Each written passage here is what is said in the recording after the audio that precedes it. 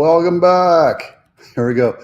I'm still using one camera, so just deal with this for a little bit. I am home seller tips to having a successful open house. Here's the thing, guys. We're in a contracting market, so price is very, very, very important. You need to be below what the expectations are of the buyers, or the buyers will not come to your house, period. If you see crickets at an open house, it's because of price, right? There's some other factors that we'll want to, once we get your potential buyer into the house, it's our responsibility, yours and mine, yours as the seller and mine as the agent, to guide through and make your house as wow as possible. And that's the whole part of it. If you're living in the house, you want to depersonalize it, want to get rid of all the pictures, no more than 3 things on any surface. I'm looking at my sister's dining room right now. It's her office because she works out of the house, and that's what it is. She works out of the house, right? If we were selling the house, it would need to have no clutter on it whatsoever. It would have to be inviting. It would have to look like a showroom home, right? Like a new home model, a new model home. Get rid of big furniture, get rid of pictures, get rid of trophies, etc. Get rid of all that stuff, pack it up, put it away, put it in the garage. And when a buyer comes into the garage and they see a stack of boxes, they're like, this seller's ready to move. They're not going to play the game. Declutter. Yeah, again, no more than 3 things on any surface: walls, shelves, tables, what have you. Like right there. See, I would get rid of all the extra stuff, right? Nothing against my sister. She lives here. She's not selling her house. She wants her house to be her house. When you go to sell your house, you have to declutter it, right? Get rid of all that other crap. Lure them in, yeah, with price, right? But also curb appeal. Make sure it looks good. Make sure that there's no cracks in the door or around the entryway. Anything that's unsightly or unseemly will actually lead to a failed sale, because if a buyer sees one crack, they're going to start looking for more cracks. If they feel an uneven pavement, they're going to start feeling uneven pavement all the way through the house. Pavement, foundation, floor. If they see one cabinet that doesn't close all the way for whatever reason, it could be stuffed full of crap, or it could be just it needs to be adjusted. They're going to start looking for that same thing on other cabinets in your bathrooms, your linen closet, and everything else.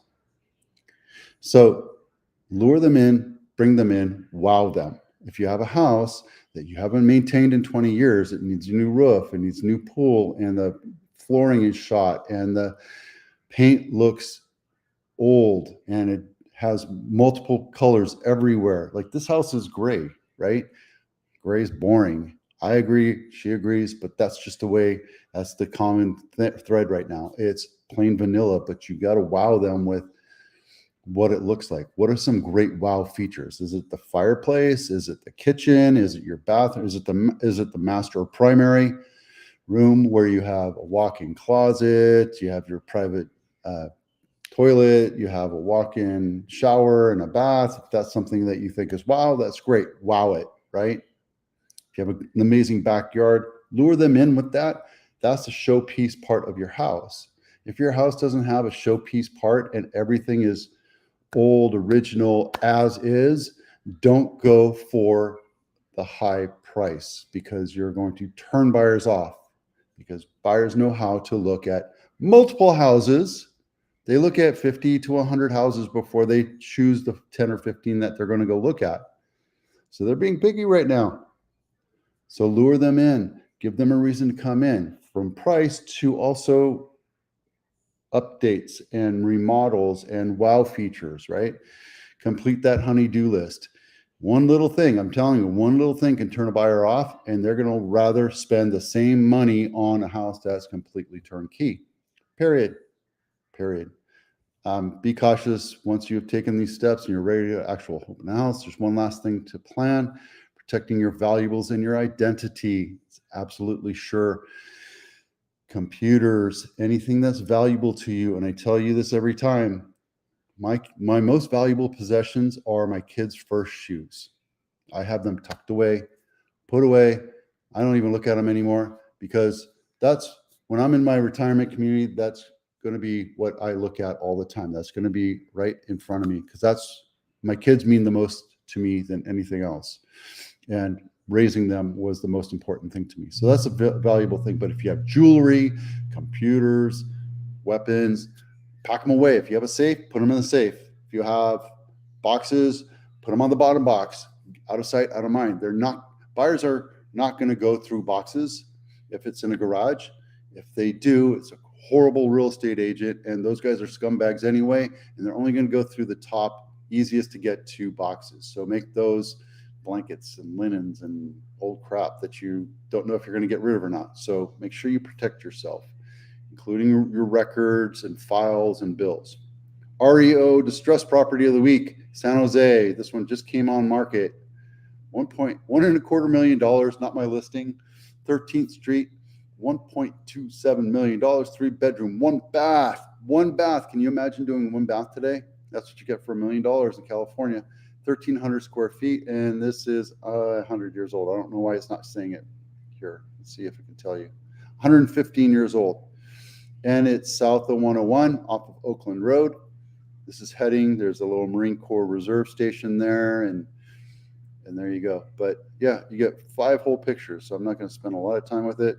Detached garage.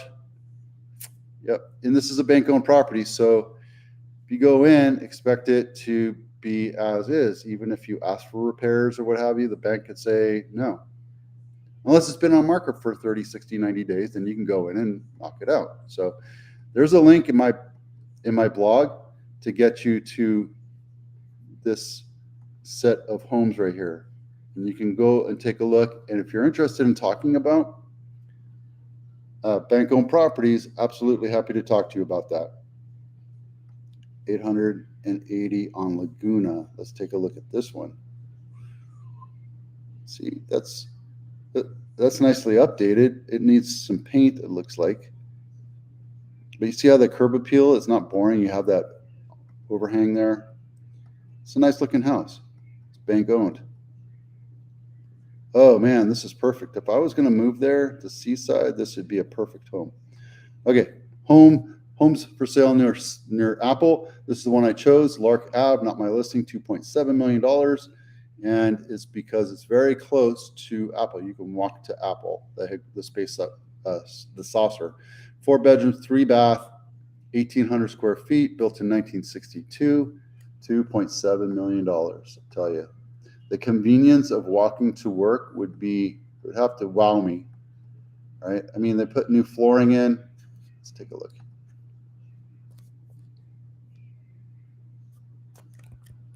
Yeah, let's take a look real quick. I know that I have the sun on my back and it's kind of making it hard for you to see me, but pay attention to the picture. So look, it's updated. The floors are nice. They put canned lighting in. They put new fixtures in. They updated the kitchen, right? They did it not to sell the house. They did it because they wanted to enjoy it and live in it. They weren't cheap. They put a new oven there. Maybe they flipped this thing. Who knows? But I tell you where, flipper, if this is a flip, I can't really tell you. No, it doesn't look like it's a flip. Maybe it is. But look, I'll tell you one thing that they're not doing right is that they didn't paint the exterior. If they did, looks like it's pink. Maybe it's just a brick blinding off of there. But I would have done something a little bit more to update this 50-year-old house to make it look a little bit more modern, whether it's new lighting outside or what have you. But yeah, see, it's great. It's just this peach terracotta made it look pink in those other pictures. So something you got to be aware of. And I probably would have decorated this to hide the fact that this is all cement right here, but would have put some more chairs or something to keep my eyes off of that.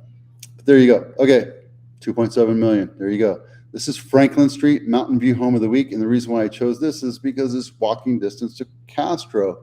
$5.7 million, not my listing. This is brand spanking new. 6-bedroom, 4 bath, 4 and 3 half baths. Because everybody needs 3 half baths. 4,700 square feet. and on a 7,700 square foot lot. So this is an old lot, an old house they tore down and they put this guy on it. And I'm not a big fan of the Art Deco look of this, but it's what you get, right? And they artsy fartsied it up with the chain, and they wanted to make that look, you know, I get that. You get, it's called a bokeh effect. So I got a camera now, I'm learning all about that stuff. But then something you can't get rid of are the power lines, right? You're in an old neighborhood, that's what it is. That's a pretty picture right there. I like this one right here. That's nice. So if you want to look at more of these, there's all the pictures you can look at. And I'm grateful, Mr. or Mrs. Agent, that you put the floor plan in.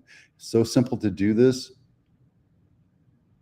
Just so you can have a visual of how the rooms look, how everything's set up, so that if you're out of country buyer, or you're out of state, or you just can't get to it, you're just kind of looking at 50 to 100 photos or different listings. This is great for you to look at. And this is part of my service. So anyway, there you go. And then nothing special. We're seeing inventory drop. 40 days on market, 90 days on market are both going down, not by a ton, by a little bit, but that's because inventory is shrinking, right? Our inventory is shrinking, so the 40 days on market and 90 days on market, they're either going to expire, withdraw, or cancel, right?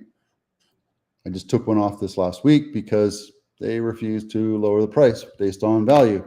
And I'm telling you, buyers are being picky right now. Can't go in thinking you're King Midas when everything you touch turns into something that attracts flies. Period.